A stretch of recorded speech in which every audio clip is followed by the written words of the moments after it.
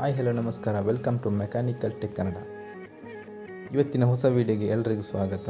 ಇವತ್ತಿನ ಟಾಪಿಕ್ ಏನಂತ ಹೇಳಿದರೆ, ಸ್ಪ್ಲೆಂಡರಲ್ಲಿ ಮಡ್ಗಾರ್ಡ್ ಆಲ್ಟ್ರೇಷನ್ ಯಾವ ರೀತಿ ಮಾಡ್ಬೋದು, ಅಂದರೆ ಡಿಫ್ರೆಂಟ್ ಆಗಿರೋ ಮಡ್ಗಾರ್ಡನ್ನು ಯಾವ ರೀತಿ ಫಿಟ್ ಮಾಡ್ಬೋದು ಮತ್ತು ಯಾವುದರ ಮಡ್ಗಾರ್ಡನ್ನು ತಿಳಿದುಕೊಳ್ಳೋಣ. ನೋಡಿ, ಇದು ಫಿಟ್ ಮಾಡಿ ಆದ ಮೇಲೆ ಅದರ ಲುಕ್ ಈ ರೀತಿ ಕಾಣ್ತಾ ಇದೆ. ಇದು ಹೋಂಡಾ ಗಾಡಿಯ CB ಟ್ವಿಸ್ಟರ್ ಅನ್ನೋ ಒಂದು ಗಾಡಿಯ ಮಡ್ಗಾರ್ಡ್ ಆಗಿರ್ತದೆ. ಸೊ ಇದನ್ನು ಸ್ಪ್ಲೆಂಡರ್ಗಳನ್ನ ಅಥವಾ ಯಾವುದೇ ಗಾಡಿಯನ್ನು ಆಲ್ಟ್ರೇಷನ್ ಮಾಡುವಾಗ ಈ ಮಡ್ಗಾರ್ಡನ್ನು ಫಿಟ್ ಮಾಡ್ತಾರೆ. ಈ ಮಡ್ಗಾರ್ಡನ್ನು ಫಿಟ್ ಮಾಡಬೇಕಿದ್ದರೆ ಇದೇನು ಡೈರೆಕ್ಟ್ ಸೂಟ್ ಅಲ್ಲ, ಇದಕ್ಕೆ 4 ಕ್ಲ್ಯಾಂಪ್ಗಳು ಬೇಕಾಗುತ್ತೆ ಮತ್ತು 10 ನಂಬರಿನ ಸ್ಪ್ಯಾನರ್ ಬೇಕಾಗುತ್ತೆ. 4 ಕ್ಲ್ಯಾಂಪಲ್ಲಿ 2 ಕ್ಲ್ಯಾಂಪು 4 ಇಂಚಿದು ಮತ್ತು 2 ಕ್ಲ್ಯಾಂಪು 3 ಇಂಚಿನ ಕ್ಲ್ಯಾಂಪ್ಗಳು. ನೋಡಿ, ಈ ಮಡ್ಗಾರ್ಡ್ ಲೈಕ್ ಮಾಡಲಿಕ್ಕೆ ಒಂದೇ ಒಂದು ಕಾರಣ, ಇದರ ಡಿಸೈನ್. ಇದನ್ನು ಯಾವ ಗಾಡಿಗೆ ಫಿಕ್ಸ್ ಮಾಡಿದರೂ ಒಂಥರ ಡಿಫ್ರೆಂಟ್ ಲುಕ್ ಕಾಣುತ್ತೆ. ಅದು ನೋಡಿ, ಸಿಂಪಲಾಗಿ ಇದಕ್ಕೆ ಫಿಟ್ ಮಾಡ್ಬೋದು, ಏನು ಕಷ್ಟದ ಕೆಲಸ ಅಲ್ಲ. ಅದಕ್ಕೆ ಕ್ಲ್ಯಾಂಪ್ಗಳು ನೋಡಿ ಈ ರೀತಿ ಬೇಕಾಗುತ್ತೆ. ಇದು 2 ಕ್ಲ್ಯಾಂಪ್ಗಳು 4 ಇಂಚು, ಸ್ವಲ್ಪ ಲೆಂತ್ ಇರುತ್ತೆ, ಮತ್ತು 2 ಕ್ಲ್ಯಾಂಪು 3 ಇಂಚ್ ಆಗಿರ್ತದೆ, ಸ್ವಲ್ಪ ಶಾರ್ಟ್. ಇದು ಅದನ್ನು ಈ ರೀತಿ ಬೆಂಡ್ ಮಾಡ್ಕೋಬೇಕು. 2 ಲಾಂಗಿನ 2 ಕ್ಲ್ಯಾಂಪ್ಗಳನ್ನು ಆ ರೀತಿ ಬೆಂಡ್ ಮಾಡ್ಕೋಬೇಕು. ಶಾರ್ಟ್ ಕ್ಲ್ಯಾಂಪ್ಗಳು ಸ್ಟ್ರೈಟ್ ಆಗಿದ್ದರೆ ಆಗುತ್ತೆ. ನೋಡಿ, ಇದು ಫಿಟ್ ಮಾಡಿ ಆದ ಮೇಲೆ ಅದರ ವೀಡಿಯೋ ತುಂಬ ಸಿಂಪಲ್. ಇದನ್ನೆಲ್ಲ ತೋರ್ಸೋಕ್ಕೆ ಹೋಗಲ್ಲ, ಲೆಂತ್ ಆಗುತ್ತೆ ತುಂಬ ವೀಡಿಯೋ. ಅದಕ್ಕೋಸ್ಕರ ಡೈರೆಕ್ಟಾಗಿ ಇಲ್ಲಿ 10 ನಂಬರಿನ 4 ಬೋಲ್ಟನ್ನು ಹಾಕಿ ಈ ರೀತಿ ಫಿಟ್ ಮಾಡ್ಕೋಬೇಕು. ತುಂಬ ಟೈಟ್ ಏನು ಮಾಡ್ಕೋಬೇಡಿ. ಆಮೇಲೆ ಮಡ್ಗಾರ್ಡನಲ್ಲಿ ಫಿಟ್ ಮಾಡಿ ನಿಮಗೆ ಯಾವ ಪೊಸಿಷನ್ಗೆ ಬೇಕಾಗ್ತದೆ ಅಲ್ಲಿಗೆ ನೀವು ಇಟ್ಟು ಟೈಟ್ ಮಾಡಿಕೊಂಡ್ರೆ ಸಾಕು. ನೋಡಿ, ಈ ರೀತಿ ಕಾಣ್ತದೆ.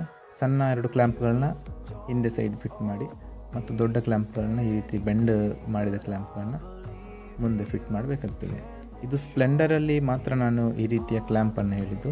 ಬೇರೆ ಗಾಡಿಗೆ ಫಿಟ್ ಮಾಡುವಾಗ ಬೇರೆ ಕ್ಲ್ಯಾಂಪ್ಗಳು ಬೇರೆ ರೀತಿ ಅದನ್ನು ಬೆಂಡ್ ಬೇಕಾಗ್ಬೋದು.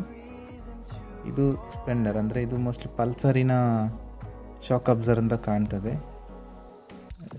ಅದಕ್ಕೆ ಈ ರೀತಿ ಬೇಕಾಗ್ತದೆ.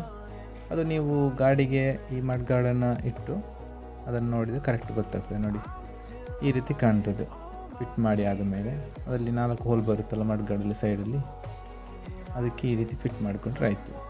ನೋಡಿ, ಈ ರೀತಿ ಎಷ್ಟು ಬೆಂಡ್ ಬೇಕು ಅಷ್ಟು ಬೆಂಡ್ ಮಾಡಿಕೊಂಡು ಕರೆಕ್ಟಾಗಿ ಸೀಟ್ ಆಗುತ್ತೆ. ಇದೇನು ವೈಬ್ರೇಷನ್ಸ್ ಎಲ್ಲ ಏನೂ ಬರಲ್ಲ, ಸೂಪರ್ ಸ್ಟ್ರಾಂಗಾಗಿ ಸೀಟ್ ಆಗುತ್ತೆ. ಇದು ಹಿಂದಿನ ಸೈಡ್ನ ಕ್ಲ್ಯಾಂಪು. ಇದೆಲ್ಲ ಕ್ಲ್ಯಾಂಪನ್ನು ಈಗ ಚೇಂಜ್ ಮಾಡಿದ್ದೀನಿ, ಆಗ ತೋರಿಸೋ ಕ್ಲ್ಯಾಂಪ್ ಅಲ್ಲ. ಅದು ಕಸ್ಟಮರು ಮಾಡಿ ತಂದಿರುವಂಥ ಕ್ಲ್ಯಾಂಪ್ ಸ್ವಲ್ಪ ಶಾರ್ಟ್ ಆಗಿತ್ತು, ಅದಕ್ಕೆ ನಾನಿಲ್ಲಿ ಆರೆಂಡ್ನ ಕ್ಲ್ಯಾಂಪ್ ಬರುತ್ತಲ್ಲ, ಸೊ ಅದನ್ನು ಫಿಕ್ಸ್ ಮಾಡಿದ್ದು. ಸ್ವಲ್ಪ ಲೆಂತ್ ಬರುತ್ತೆ, ಅಂದರೆ ಆ ಸಣ್ಣ ಕ್ಲ್ಯಾಂಪ್ 3 ಇಂಚು ಬೇಕು, ಆ ಲಾಂಗ್ ಬೆಂಡ್ ಮಾಡಿದ ಕ್ಲ್ಯಾಂಪ್ 4 ಇಂಚು ಬೇಕಾಗ್ತದೆ.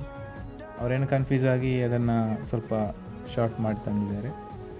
ಇದು ಆ್ಯಕ್ಚುಲಿ ಈ ಕ್ಲ್ಯಾಂಪ್ ಕೂಡ ಇದಕ್ಕೆ ಶಾರ್ಟ್ ಆಯಿತು. ಇದು ಟಯರ್ಗೆ ಇಷ್ಟು ಹತ್ತಿರ ಕೂರಬಾರ್ದು. ಇದು ಸ್ವಲ್ಪ ಸವೆದ ಟಯರ್, ಬಟ್ ಹೊಸ ಟಯರ್ ಹಾಕುವಾಗ ಸ್ವಲ್ಪ ಕಷ್ಟ ಆಗ್ಬೋದು. ಈಗ ಮಣ್ಣೆಲ್ಲ ಟಯರ್ಗೆ ಸಿಕ್ಕಿ ಮತ್ತು ಮಡ್ಗಾಡಿಗೆ ತಾಗುವಂಥ ಚಾನ್ಸಸ್ ಇರುತ್ತೆ. ಅದಕ್ಕೋಸ್ಕರ ಸ್ವಲ್ಪ ಗ್ಯಾಪು ನಾನು ಬೇರೆ ಗಾಡಿಗೂ ಫಿಟ್ ಮಾಡಿದ್ದೀನಿ. ಸೊ ಅದರ ವೀಡಿಯೋ ಬೇಕಿದ್ದರೆ ಮಾಡ್ತೀನಿ, ಬೇಕಿದ್ದರೆ ಕರೆಕ್ಟ್ ಗ್ಯಾಪ್ ಎಲ್ಲ ಕೊಟ್ಟು ನಾನೇ ಸ್ವಲ್ಪ ಕ್ಲ್ಯಾಂಪ್ ಮಾಡಿರುವಂಥದ್ದು ವೀಡಿಯೋ. ಫ್ರೆಂಡ್ಸ್, ಇಲ್ಲಿಗೆ ವೀಡಿಯೋನ ಎಂಡ್ ಮಾಡೋಣ. ಇದೇ ರೀತಿಯ ಬೇರೆ ಬೇರೆ ವೀಡಿಯೋಗಳಿಗಾಗಿ MTkannada ಯೂಟ್ಯೂಬ್ ಚಾನಲ್ಗೆ ಸಬ್ಸ್ಕ್ರೈಬ್ ಮಾಡ್ಕೊಳ್ಳಿ ಮತ್ತು ಬೆಲ್ ಐಕನ್ ಪ್ರೆಸ್ ಮಾಡೋದನ್ನು ಮರಿಬೇಡಿ. ವೀಡಿಯೋ ಇಷ್ಟ ಆದರೆ ದಯವಿಟ್ಟು ಶೇರ್ ಮಾಡಿ, ಲೈಕ್ ಮಾಡಿ, ಕಮೆಂಟ್ ಮಾಡಿ ಮತ್ತು ಕನ್ನಡದ ಯೂಟ್ಯೂಬರ್ಸ್ಗೆ ದಯವಿಟ್ಟು ಸಪೋರ್ಟ್ ಮಾಡಿ. ಸಿಗೋಣ ಮುಂದಿನ ವೀಡಿಯೋದಲ್ಲಿ. ಬಾಯ್.